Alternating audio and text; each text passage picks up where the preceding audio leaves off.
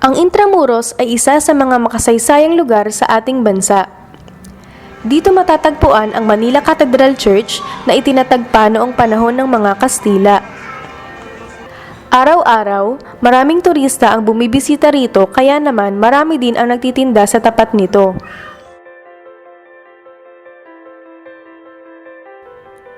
Sa aming paglilibot, kapansin-pansin ang isang batang lalaki na nagtitinda ng mga kwintas, rosaryo at pulseras.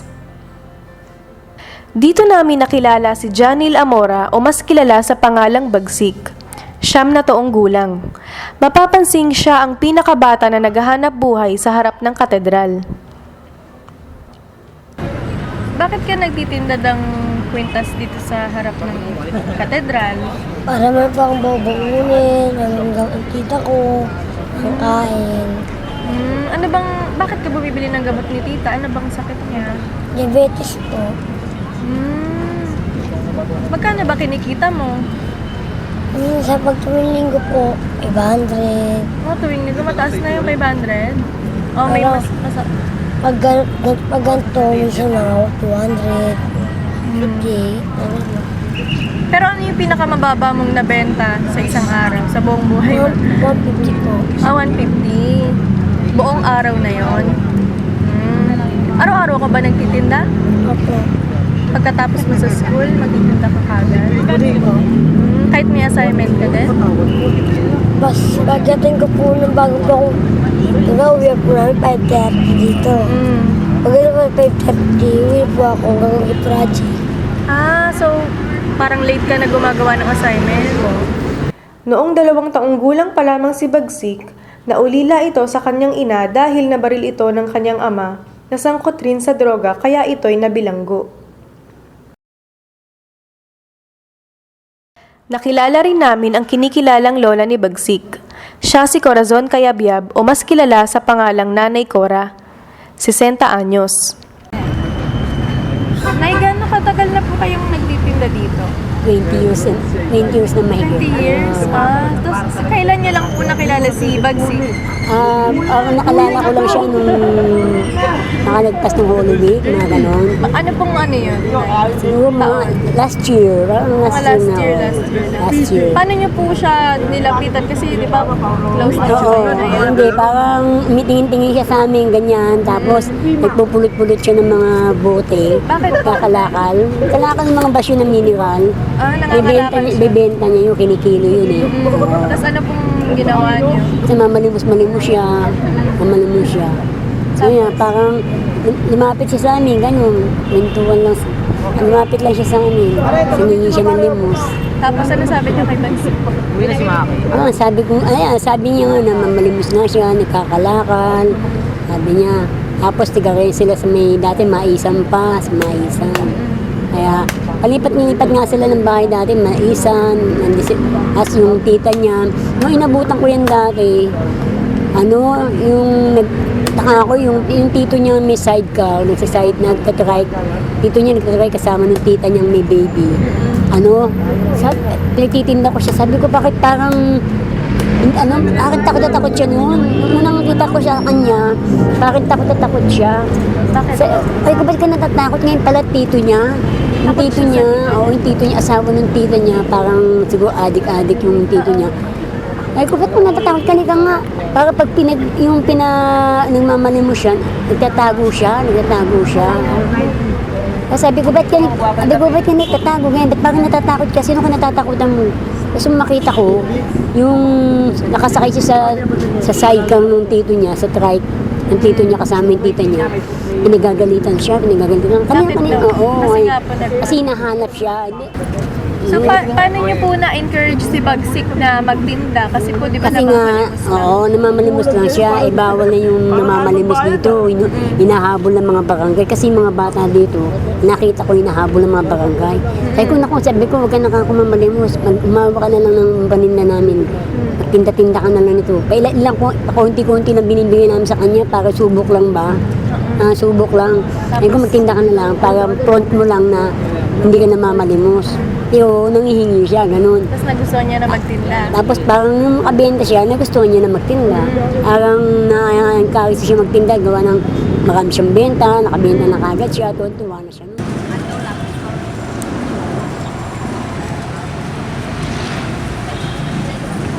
Alas 5 na ng hapon umuuwi araw-araw sina Bagsik at Nanay Cora dahil sa pagtitinda. Kaunti man ang benta, sila'y patuloy pa rin sa pagsisikap. Kinabukasan, binisita namin ang Rosauro Almario Elementary School sa Tondo, Manila kung saan nag-aaral si Bagsik.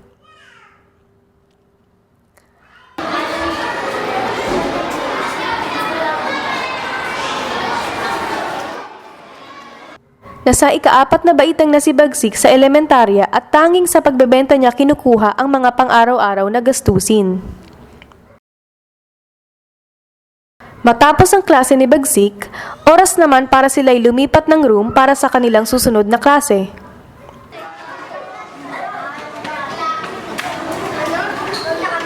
Mayat mayay nakapanayam namin ang kanyang advisor na si Sir Agustin. Good afternoon po, sir. Afternoon din, afternoon pag... Kamusta naman po si Janil sa klase niyo? Maano siya, active, tsaka mahilig siya mag-recite.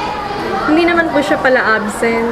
Ayun lang din yung medyo ko sa kanya. Minsan kasi, yun nga yung sinasabi niya sa akin na kailangan daw niya magtinda para sa parents niya kasi wala nga siyang tatay. Kaya minsan papaalam naman siya sa akin, Sir, absent po ako sa ganitong araw kasi kailangan ko po magtinda ng tinitinda niya sa simbahan ata yun. Ako sa katedral. Ayun. Eh di, Minsan lang naman sa isang linggo, isang beses lang naman siya. Eh di medyo nahuhuli, ganun. Hindi naman kasi pag pumapasok siya, hinahabol naman niya yung lesson niya na talagang... Nakaka-recite naman po. Mahilig mag-recite yun. Kahit minsan, hindi naman natin na yung tama yung sagot niya, pero nagpa-participate siya sa lahat ng activities. Yan ang ko sa kanya, minsan may pagkamakot kasi bata din naman kasi hindi mo maiwasan. Pero siya, responsible siya. Wala naman po nang bubuli sa kanya sa klase. Wala naman.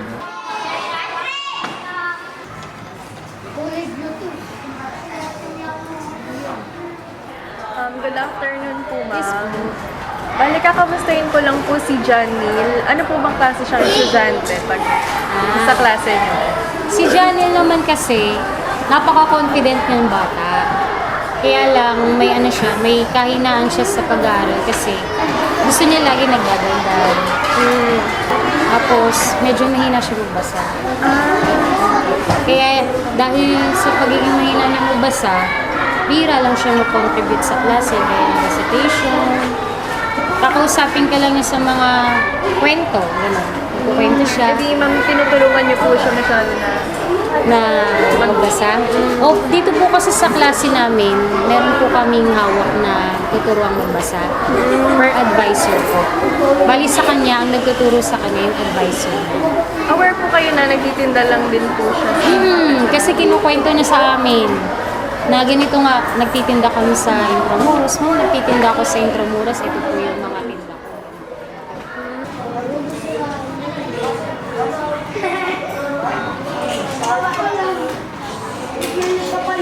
Lakasan mo! Sa kabila ng mga problema, hindi ito bakas sa mukha ni Bagsik.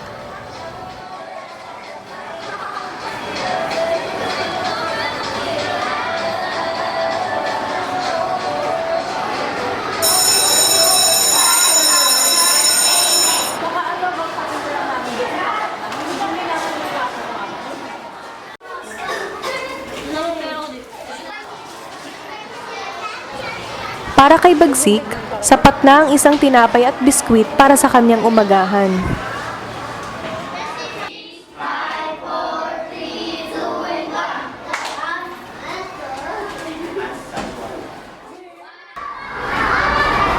Kamusta ka sa school mo? Hindi ka ba absent na madalas? Minsan na po ako. Anong dahilan kung bakit ka absent? Pag may sakit po ako, lagnat. Sinong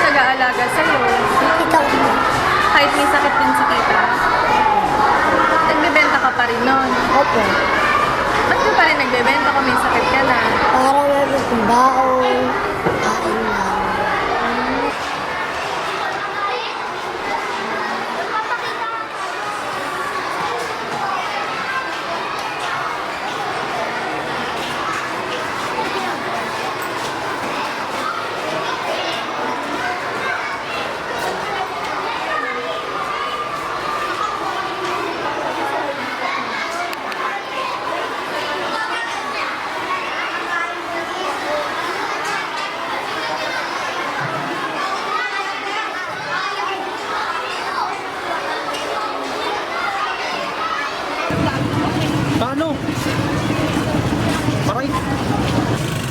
Noong ika-8 ng Pebrero sa taong ito, may naganap na sunog sa Parola, Tondo, Manila at isa sila sa mga nabiktima ng sunog.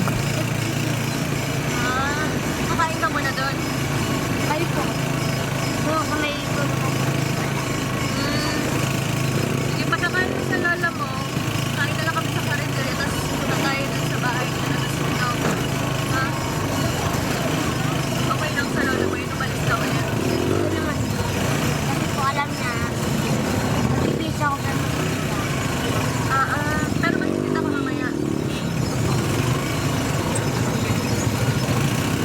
Ma'am, tawag niyo. Dito na po ako. Tawag po ang mga kami. Tulungan na niyo ako sa lugar. Sige. Kuya, 870 na lang ah. 770. Kasi doon talaga yung mga ano na. 7 na talaga. Ito ang ating story. So, ngayon, pagkatapos kumain, habang kumakain po yan, tayo muna ako ng Oo. Antay ka Tapos, namin. mag-ibig na po ako ka. Tapos punta na tayo dun sa... Bayan ng bayan. So, sa inyo ako saan ang bayan. Sige, sige. Para malaman. Talaga maliligo kasi yung gate namin. Sunog yung gate. Oo.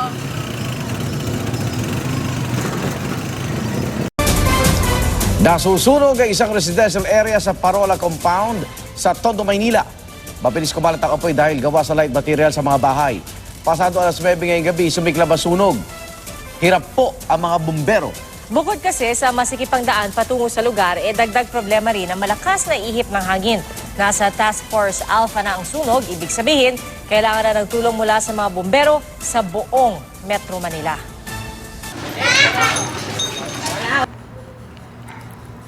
Tumagal ng halos 10 oras ang sunog.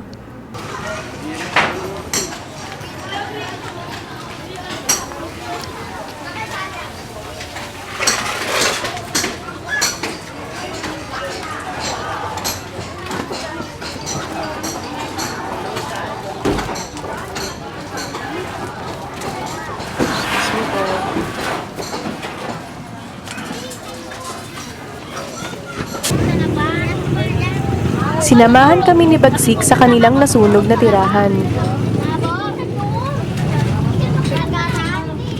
Paano nyo nalaman na may sunog? Sino sumigaw? Wala po po umapin. Maapoy na talaga bigla. Tapos paano kayo, lumikas? Pinabayaan na lang po namin. Yung tita ko po, naila ko kagad. Tito mo? Tita, yung may diabetes. Oo. Wala kayong sinalbang gamit kahit isa? Wala po kasi lugar po lahat. So hindi nyo talaga naagapan? Hindi na. Nabalit, bigla na lang talagang dumami yung apoy. Tapos ano nang ginawa nyo pagkatapos ng sunog? Wala naman po, iyak po naman iyak. Doon na po Nakatayo na kayo doon. doon sa tawid. Tapos mga ilang oras bago nawala yung sunog dito sa inyo? Mga alas 4 po, wala na. Alas 4 ng madaling araw. Kaya po ako, di pa nakapagpasok ng biyernes. Kasi wala kang gamit. Tapos yung tita mo, Yung may diabetes po, wala na po. umalis na, pumunta na lang. Ako, siya po ng dito ko sa Cavite. Bale, nandito tayo ngayon sa Gate 5.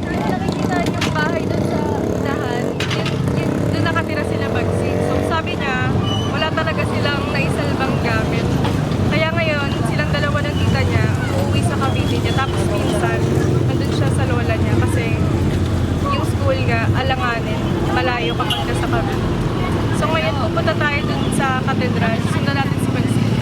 Titinda ulit siya.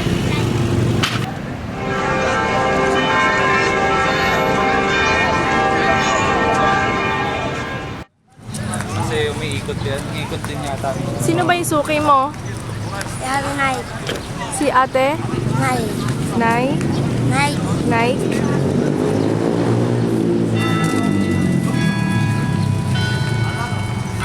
Kailan mo pasuki yun? Tagal na po. Ano binibili niya dyan sa'yo? Lahat to, pinapakawan ako. Oh, tapos anong ginagawa niya daw doon? Hindi sa mga kamag-anak niya po. Ah, binibigay sa kamag-anak. Palagi siya nagsisimba dyan? Pag linggo lang po. Ah, tapos inaantay mo na lang siya. Ngayon, nakita ko siya kagaya ng umaga. Sabi niya, hintay ko daw siya. Oh. Alam niya, hindi pa nag-almusal. Mm. Sabi sa akin, lumaya na pagkabas ko. Bibili ako sa'yo para pang-almusal ka. Nalabas ako ng mga 1, sabi. 1 ata ako. Ah, Ngayon, wala pa siya, di ba? Anong oras na yan ako? oo nga. Lagpas na nga 9 day. Agwan po, tanghalian na po yun eh. Mm. Eh di pag hindi siya bumili, paano yung almusal mo? Ayun nga, inaalala ko yun. Makalipas ang isang misa, hindi pa rin dumarating ang suki ni Bagsik. Saga maghapon. Sakit na tiyan mo?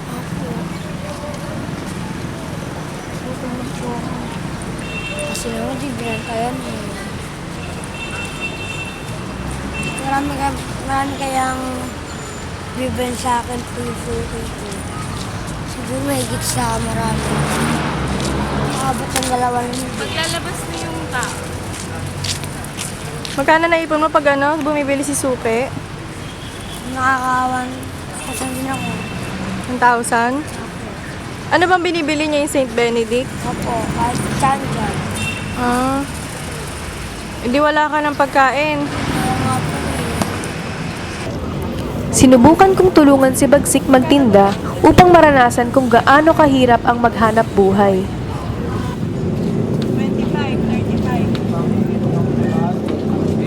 Souvenir po.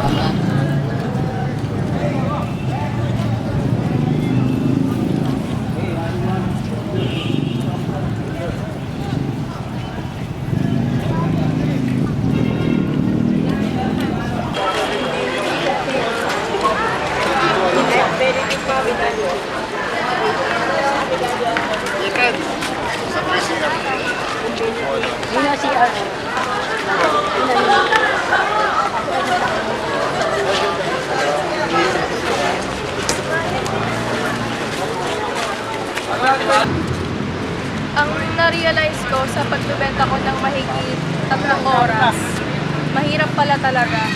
Siguro kung sa ibang tao, iisipin nila madali lang kasi nag-aalo ka lang naman ng benta mo. Pero hindi. Mahirap talaga kasi hindi naman porket nagsilabasan na yung mga tao dyan sa mise, bibili na sila lahat sa'yo. Mahirap pag-alok. Kanina nga tinitignan lang ako ng mga foreigner kahit kung ano-ano ng klase pag-aalok yung ginagawa ko eh. Lalo na kaya, paano pa kaya sila Bagsik, pati si Nanay Cora na buong araw sila nagtitinda. Tapos ako 3 oras lang, parang pagod na ako kasi nakatayo lang kami dyan. Kaya, sana talaga matutunan natin na napahalagahan yung pera kasi ang hirap talagang kumita. Lalo na yung kinita mo na 35 pesos, ang tagal bago may bumili sa'yo nun. Tapos, diba, yung ibang tao, kung ano-ano lang yun yung binibili nila sa maliit na halaga. Pero para sa ibang tao, sobrang importante na nun na may kitain sila. Yung 3 oras na yun, wala akong nabenta. Tapos, pag tinitingnan ko sila Bagsik, parang meron bumibili sa kanila kasi sanay sila mag-alok. Tapos ako parang medyo nahihiya ako kasi unang-una hindi ako sanay magbenta. First time kong humawak ng mga ganito tapos aalokin ko yung ibang tao na paikot-ikot na. Medyo nakakahiya.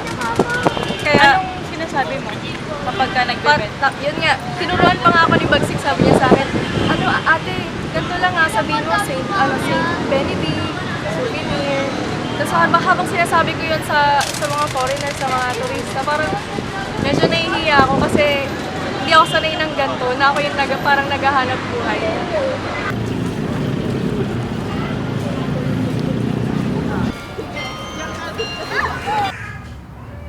Mahirap kumita ng pera, pero hindi ito alintana kina Bagsik at Nanay Cora. Magtitinda ka pa rin kahit tumaambon.